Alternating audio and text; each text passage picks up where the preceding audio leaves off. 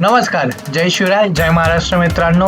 मी तुमचा लाडका तनय वाघमारे आणि आपल्या चॅनलचं नाव आहे तनय ट्रेल्स.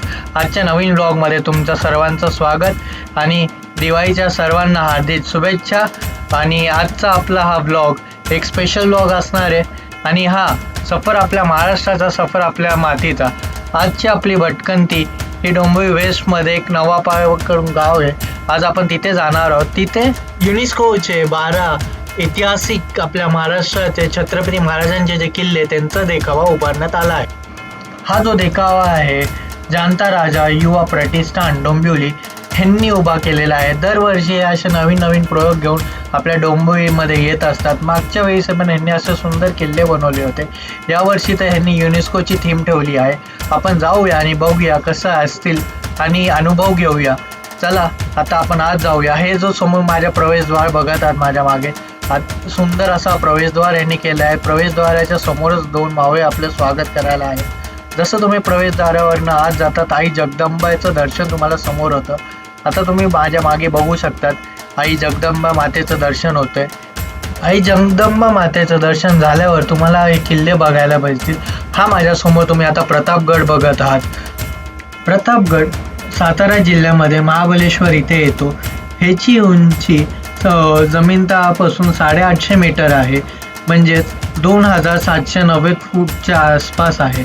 प्रतापगडाचं वैशिष्ट्य म्हणजे गडाला लागलेली नैसर्गिक उंची व भक्कन कामबाम. गडाच्या पायथ्याशी छत्रपती शिवाजी महाराज आणि अफजल खानाचं इथे युद्ध झालं होतं. त्यामध्ये छत्रपती शिवाजी महाराजांनी अफजल खानाचं पोट पाडलं होतं. त्यावेळी सय्यद बंडाने त्यांच्यावर वार करून आला होता आणि जीवानी छत्रपती शिवाजी महाराजांना वाचवलं होतं. त्यामुळे आपण बोलतो होता जीवा म्हणून वाचला शिवा, ही मराठी म्हण आहे. आता आपण सर्व राजगडची प्रतिमा पाहत आहोत. राजगड हा पुणे जिल्ह्यामध्ये जुन्नर तालुक्यामध्ये येतो. राजगडची उंची साधारणतः 1380 मीटर आहे. राजगड हा छत्रपती शिवाजी महाराजांची व स्वराज्याची राजधानी होती 25 वर्षापर्यंत. इथे महाराजांनी बरेचसे युद्धाचे निर्णय घेतले व स्वराज्याचा विस्तार केला. आता जो तुम्ही किल्ला बघत आहात तो आहे जिंजी किल्ला. जिंजी किल्ला हा तामिळनाडू राज्यामध्ये तिरुनेल्वेली जिल्ह्यामध्ये येतो. किल्ल्याची उंची ही 120 मीटर आहे. जिंजी किल्ला 17व्या शतकात बांधण्यात आला आणि दक्षिण भारतात स्वमरीत लढण्यासाठी खूप महत्त्वाचा किल्ला हा ठरला गेला. या किल्ल्याचा उपयोग स्थानिक राज्ये आणि मूल्यांच्या सुरक्षेसाठी केला जात असे. जिंजी किल्ला युद्ध आणि रणनीतीचा महत्त्वाचा केंद्र राहिला. आज हा किल्ला पर्यटकासाठी आणि इतिहास प्रेमींसाठी आकर्षित आहे. आपण जो किल्ला पाहत आहोत तो आहे लोहगड. लोहगड हा पुणे जिल्ह्यामध्ये येतो. लोहगडाची उंची साधारण 1040 मीटर आहे. छत्रपती शिवाजी महाराजांच्या काळामध्ये लोहगड हा सैन्याचे परीक्षण, संरक्षण आणि तटबंदीसाठी वापर करण्यात येत असे. लोहगड किल्ला मधुर सैन्याचे आणि स्थानिक शत्रूंसोबत झालेल्या अनेक युद्धांचे केंद्र राहिला. आता आपण सर्व रायगडाची प्रतिमा पाहत आहोत. रायगड हा महाराष्ट्रामध्ये रायगड जिल्ह्यामध्ये येतो. रायगडाची उंची साधारणतः 820 मीटर आहे आणि रायगडमध्ये आपल्या छत्रपती शिवाजी महाराजांचा राज्याभिषेक झाला 6 जून 1674 या साली. रायगडाचं वैशिष्ट्य म्हणजे रायगडाला लागलेलं भरभरून सौंदर्य व राईच्या डोंगरामुळे या किल्ल्याचं नाव रायगड असे पडले आणि स्वराज्याची राजधानी म्हणून रायगडाची ओळख आहे. रायगड हा किल्ला मराठी समाजाच्या लढाई आणि संरक्षणासाठी महत्त्वाचा ठरला.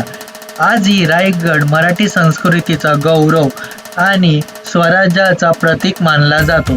दरवर्षी रायगडामध्ये शिवजयंती ही जोरात साजरी केली जाते आणि रायगडामध्ये आपल्या छत्रपती शिवाजी महाराजांची समाधी आहे, जी बघून अंगाला काटा आणि डोळ्यात अश्रू येतात. जर भविष्यात कधी आपल्याला पॉसिबल झालं तर रायगडची भटकंती तर मी जरूर करेन. आता आपण सर्व पन्हाळा किल्ल्याची प्रतिमा बघत आहोत. पन्हाळा किल्ला हा कोल्हापूर जिल्ह्यामध्ये येतो. पन्हाळा किल्ल्याची उंची 1850 ते 60 मीटरच्या आसपास आहे. पन्हाळा किल्ला हा इतिहासात अति महत्त्वाचा आहे. पावनखिंडची लढाई या पन्हाळा किल्ल्यामध्ये झाली. सन 1674 ते 75 या सालीमध्ये पन्हाळा गडामध्ये पावनखिंडचे युद्ध झाले.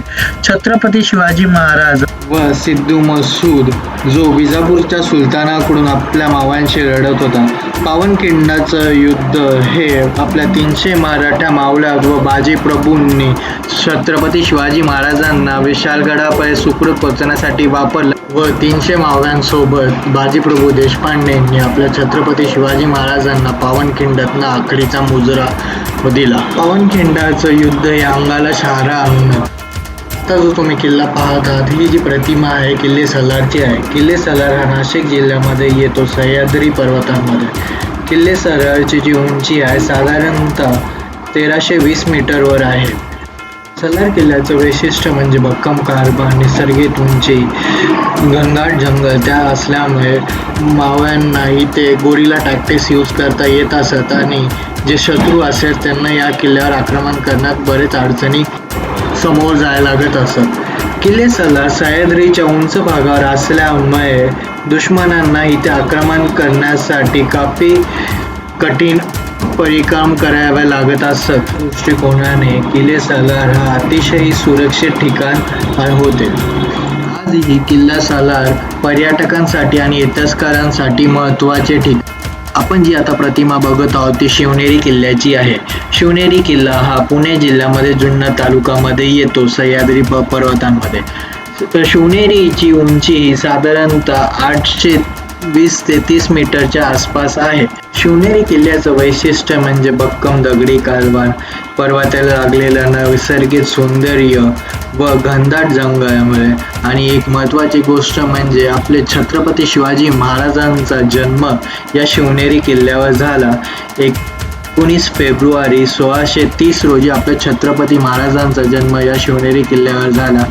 माता जिजाऊ आणि शहाजीराजे भोसले यांनी या गडाची निवड आपल्या छत्रपती शिवाजी महाराजांच्या लहानपणासाठी केली होती. कारण की मुघल सैन्यापासून व डेक्कनच्या राज्यांपासून छत्रपती शिवाजी महाराजांना सुखरूप ठेवण्यासाठी व स्वराज्याची एक तळमळ त्याच वेळी राजमाता जिजाऊंनी आपल्या छत्रपती शिवाजींच्या मनात भरली होती. त्यामुळेच आपल्याला आज महाराष्ट्रामध्ये व भारतामध्ये स्वराज्य म्हणजे काय आहे ह्याची जाणीव झाली.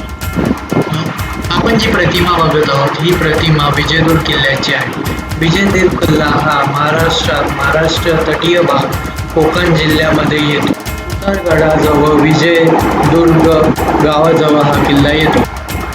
विजयदुर्ग किल्ल्याची समुद्र तटापासून उंची 85 मीटर आहे. विजयदुर्ग किल्ला 1670 साली छत्रपती शिवाजी महाराजांच्या काळात समुद्रावर वर्चस्व राखण्यासाठी सुधारित केला गेला. विजयदुर्ग हा किल्ला मराठा साम्राज्यासाठी सागरी रक्षणासाठी, नौदलाचे ठिकाण आणि व्यापार मार्गाच्या सुरक्षा योजनेसाठी महत्त्वाचे ठरले. आता आपण सर्व जी ही प्रतिमा बघत आहोत ही जी प्रतिमा आहे सिंधुदुर्ग किल्ल्याची आहे. सिंधुदुर्ग हा किल्ला महाराष्ट्रामध्ये तट विभागात येतो. कोकण जिल्ह्यामध्ये सिंधुदुर्ग जिल्ह्यात येतो. सिंधुदुर्ग हा किल्ला समुद्र तटापासून 58 मीटर म्हणजेच 110 फूट आहे. सिंधुदुर्ग हा किल्ला मराठा साम्राज्यासाठी खूप महत्त्वाचा किल्ला होता. छत्रपती शिवाजी महाराजांनी इथे आपले नौदल स्थापन केले होते. पोर्चुगल सैन्यावर लक्ष ठेवण्यास व त्यांच्या हालचालीवर बारीक लक्ष ठेवण्यात यासाठी हा सिंधुदुर्ग किल्ला बांधला गेला होता. सिंधुदुर्ग किल्ल्याचे बांधकाम हिरोजी इंदुलकरांनी 3 वर्ष सन 1664 ते 1667 मध्ये बांधण्यात आला. सिंधुदुर्ग हा किल्ला मराठा साम्राज्याचा सागरी रक्षणासाठी आणि व्यापार मार्गाचा सुरक्षित योजनेसाठी महत्त्वपूर्ण होता. आजही हा किल्ला पर्यटनासाठी व इतिहासप्रेमींसाठी आणि नौसेनेसाठी प्रसिद्ध आहे. तर आता आपण स्वर्णदुर्ग या किल्ल्याची प्रतिमा पाहत आहोत. स्वर्णदुर्ग हा किल्ला महाराष्ट्र तटविभाग व रायगड जिल्ह्यामध्ये येतो. कोकण किनारपट्टीवर स्वर्णदुर्गाची उंची 55 मीटर समुद्र तटापासून आहे. सुवर्णदुर्ग किल्ल्याचे बांधकाम सन 1676 ते 1679 ला छत्रपती शिवाजी महाराजांनी समुद्रावर विस्तार करण्यासाठी बांधला. सुवर्णदुर्ग किल्ला हा मराठा साम्राज्याचे सागरी समर्थनाचे प्रतीक आहे. चला आता आपण सर्व छत्रपती शिवाजी महाराजांना वंदन करायला जाऊया.